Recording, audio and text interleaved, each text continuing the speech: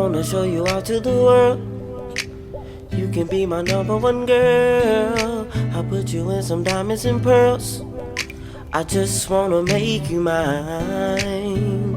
And we ain't gotta waste no time.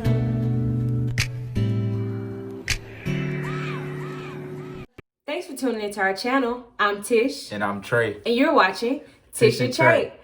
So today, y'all, we have an amazing question from Instagram. And Trey's going to read the question because he's the one that received it. So go ahead. Okay, and the question says, I've been trying to figure out how to get closer or even build a relationship with God. I know everyone's journey is different. I just don't know where to start, really. I got baptized like in 6th and 7th or 7th grade, but it wasn't for me. So it's like a thing to get baptized. Is it like a thing to get baptized twice? I hope I'm making sense. Okay. You want to go ahead and touch on that? So we can actually speak on that because we was actually baptized twice as well. Yes, we were. And for me, I believe that baptism itself is more so symbolism to being washed clean of your sins. It's just a showing. So I don't think it's necessarily a bad thing to be baptized twice, as long as you know. Because for me in church, like growing up, it was more so like a kind of a thing, like everybody gets baptized, right? Mm-hmm. It's kind of like it's pushed you like into doing it when you're young, but you don't truly know. So for me, as I got older, and we got baptized last year. Was it last year? Last year. We got baptized last year. August 24th, 5th, something. We got rebaptized last year, and so for me, what that meant is I truly finally understood what it was meant to have a relationship with God, and that relationship word is so critical in that whole process, because for me, I didn't necessarily have a relationship, but I can't even say I was following the scriptures. I knew the scriptures, but I wasn't reading the scriptures. I wasn't praying. I didn't truly know what it took to have that relationship with God, to talk to God, to truly be in conversation with God, different things like that. So what you want to say? Yeah, that's what I was going to say about being baptized twice. So in the Bible, it says that there's one baptism. But for us, we felt like, because I was baptized when I was like 9, 10.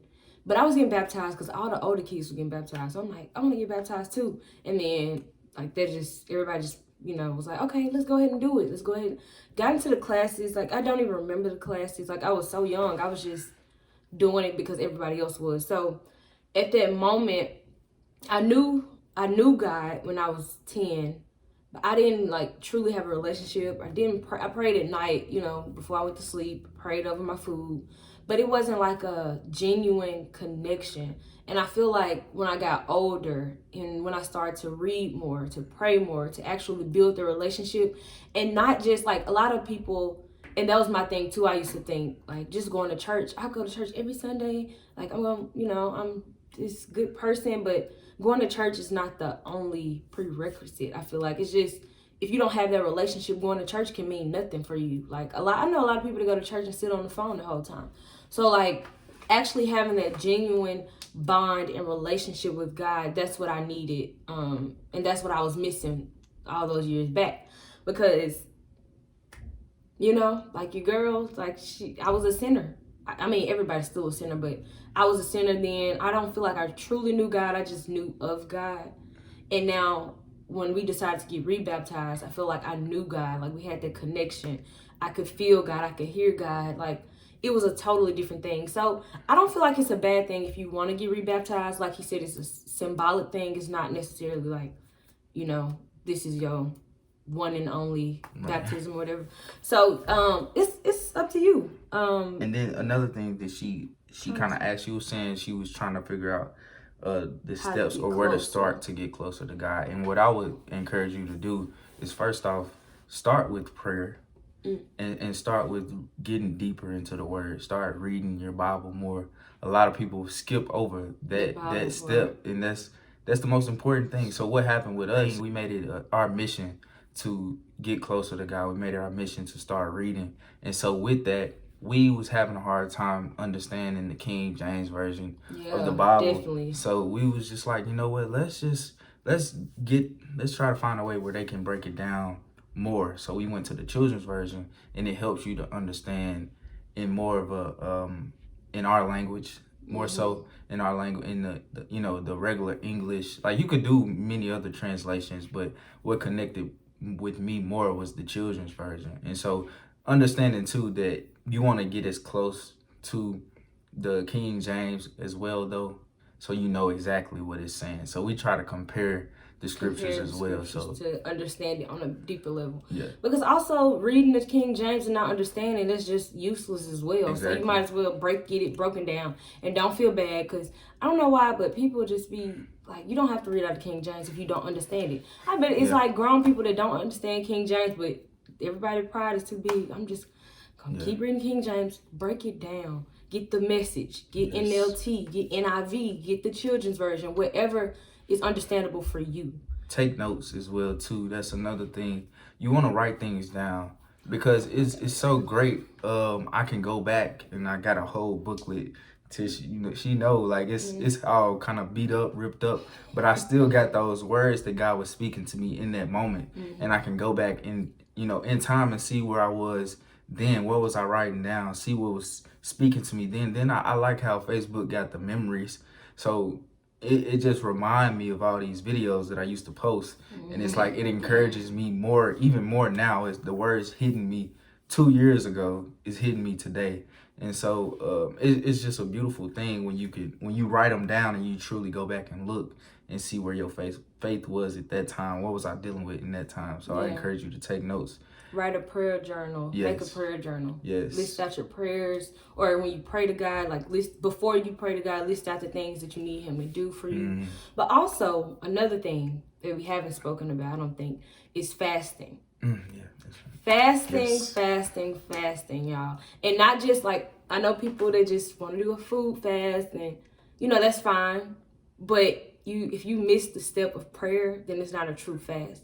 So make sure, do a fast, and it has to be something sacrificial to you, like something that, I don't think I can live without, like food. Or it doesn't have to be strictly food. You can get rid of meat. Like, okay, I'm going to fast from meat, but I'm going to also pray at this time, I'm going to pray to God during this time. I'm going to set aside time, but make sure you have a strict fast. And I feel like that's when you'll be able to definitely hear from God. And that's what I'm about to do too, because I need to hear from God on some things. So also, just fasting. So it could be fruit fast, vegetable fast, no meat, no something that is really hard for you to give up. Social media fast, like do that as well. And also hanging around people that's not going in the same direction. So as far as getting closer to God, this may be a season where you'll have to be alone and actually, you know, get in tune with God, like read, like make sure you have your devotionals on your phone, anything cut out. Another fast, you can cut out like secular music, like rap and R&B and all these other things, strictly listen to gospel. Like, do this, I'm telling you, that's like, you'll see a breakthrough. Yeah, and I seen a breakthrough by doing that. Yeah. And it really changed my perspective last year when I just said I'm going to cut out all of these things and then stop going to the places that's going to tempt me, going to places where people that's not necessarily helping you, your spiritual walk, because guess what? You're going to fall every time. Yeah. If you got a friend that's not necessarily getting closer to God and you hang out with them all the time, y'all going to do the things that they want to do rather than doing the things that build your faith. And that was another thing too. You got to have faith in this journey, in the relationship with God, because sometimes, you know, at all seasons, in all seasons of your life, you may feel like that God is not right there. You might feel like you might feel like you can't hear Him, but you got to trust and believe He's right there every step of the way, listening, guiding you. But sometimes we get in that position where it's like, God, I don't know what's going on, but that's the very moment that you gotta trust Him. So having that faith to walk out your belief, to walk out what you truly believe in, and that's God, and Him keeping you in control and keeping you on the right path. So yes, that's all I have to do. But yeah, that's all. That's all. Thank you for asking this question, y'all. If y'all have any more questions, we're going to get more consistent with posting videos. So if y'all have any more questions, yes, please email us at chrisstackandlewis@gmail.com, Or follow us on Instagram. I'm at martisha.lewis. And I am Chris Stack. Yes, because he changed his Instagram. I changed my Instagram name, so I gotta get used to it. Yeah. But yeah, we'll see y'all in the next video. Stay tuned. Peace.